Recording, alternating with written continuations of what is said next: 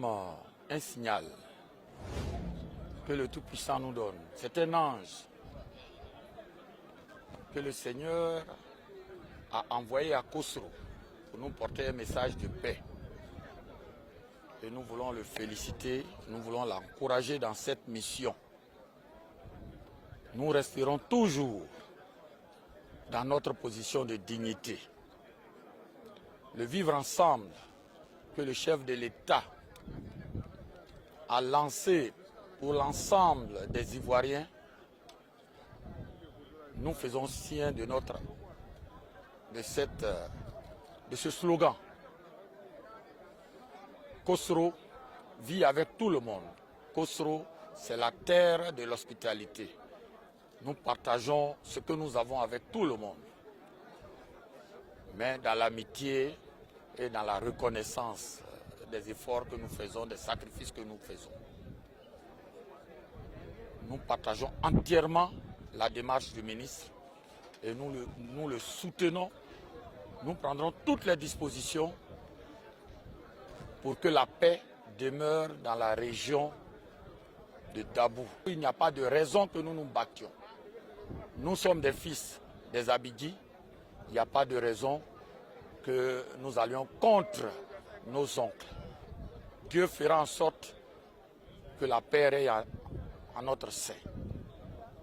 Nous remercions encore M. le ministre. Nous avons tous appris les événements douloureux qu'il y a eu dans cette localité. Un conflit qui a opposé donc Bessedi, un village de Sikinsi, à Khosrow, un village de Dabou, où nous sommes en ce moment. Malheureusement, il y a eu beaucoup de blessés et il y a eu un décès. Nous sommes venus il y a quelques jours procéder donc à l'enterrement du jeune. Et j'ai promis aux parents de Khosrow revenir aujourd'hui avec toute mon équipe pour que nous essayions de voir comment éviter désormais ce genre de conflit. Mais j'ai salué la posture de dignité que nos parents à Djoukro ont affichée dans cette situation. Depuis les premiers instants, il n'y a eu aucun désir de vengeance. Ils sont restés dignes et ensemble, nous avons donc enterré notre frère. Maintenant, en tant que responsables, il faut que nous venions regarder, écouter les uns et les autres, pour situer les responsabilités et laisser éclater la vérité au grand jour. Nous sommes venus aujourd'hui à une séance d'écoute. Nous avons donné la parole à tout le village. Tous les sachants nous ont dit leur part de vérité, ce qu'ils savent la situation. Demain, nous serons donc à Bessedi, dans la zone de Sikinsi, pour faire le même exercice. Écouter également nos parents à Bidi. Et après, nous allons analyser les faits, les éléments, et puis à un grand rendez-vous qu'on va se donner incessamment d'ailleurs, venir communiquer la vérité, de façon à ce que tout le monde s'en tienne à cette vérité et que nous puissions donc pacifier les relations entre ces deux peuples qui du reste sont liés. Vous n'avez pas un Adjoukrou qui n'a pas un grand-père ou une grand-mère à Bigui. Vous n'avez pas un Abigui qui n'a pas un parent à Adjoukrou. Comment on peut comprendre que ces deux peuples aussi mêlés puissent se battre jusqu'à ce qu'il y ait mort d'homme? Et donc nous sommes venus pour écouter aujourd'hui. Nous avons passé quelques heures d'écoute. Ils ont dit leur part de vérité dans le respect, dans la dignité. J'ai été heureux d'avoir été avec eux aujourd'hui. Je leur demande tout simplement, durant toute cette période où on va donc écouter les uns et les autres, que nos parents de Khosrow, que nos parents de Dabou en général, maintiennent cette posture de dignité qu'ils ont adoptée dès les premiers instants pour que vive la vérité et que vive la paix dans cette région.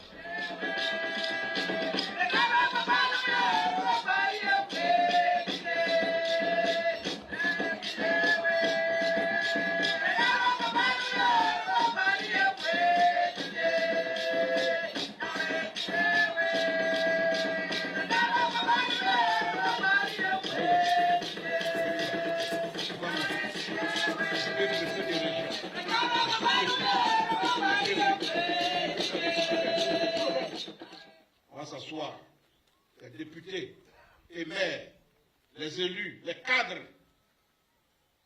On va s'asseoir autour d'un plan à checker. C'est pas pour faire palabre. Faire palabre. Et puis on va regarder. On va regarder. Si BCD a raison, on va rassembler tout le monde pour dire attention, BCD a raison. Donnons à BCD sa raison pour qu'il n'y ait plus jamais d'histoire entre vous. Si c'est aussi Kossrou qui a raison, on va dire Kossrou a raison. Donnons à Kossrou ce qui est à Kossrou, il va avoir la paix. Mais comme dans tous les cas, quel que soit celui qui aura raison, en définitive, vous êtes condamnés à vivre ensemble. Est-ce que Kossrou peut être heureux si vous êtes malheureux? Donc si Kossrou en a, il peut vous partager un peu. Est-ce que vous pouvez être heureux si Kossrou est malheureux? Si vous en avez, vous allez donner un peu à Kossrou, vrai ou faux? Alors pourquoi on se bat? Pourquoi on se bat? Pourquoi on se bat?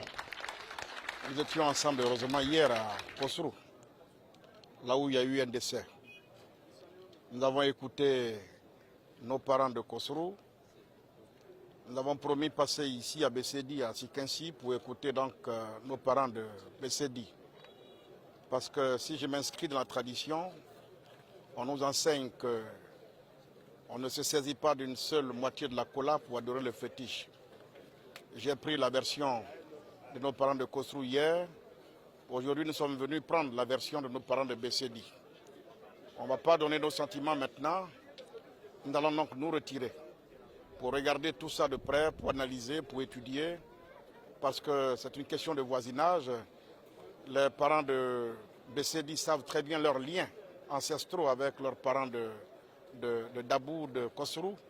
Donc ce que nous devons rechercher, c'est comment clarifier la situation, faire éclater la vérité, de sorte qu'il y ait une paix définitive. Dans tous les cas, quelle que soit la décision que nous prendrons ici, comme je le dis, ce qui appartient à Kossrou appartient à BCD, ce qui appartient à BCD appartient à Kossrou. Donc dans tous les cas, je ne vois pas Kossrou être heureux à côté de BCD malheureux.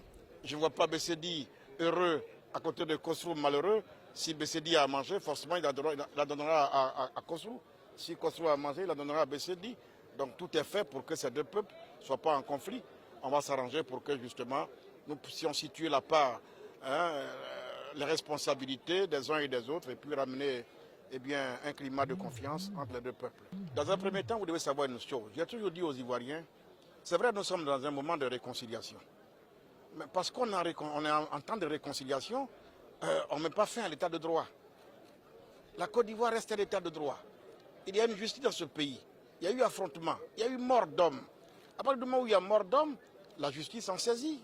C'est ce que vous pouvez donc constater. Il y a quelques-uns qui sont en prison, mais la procédure suit son cours.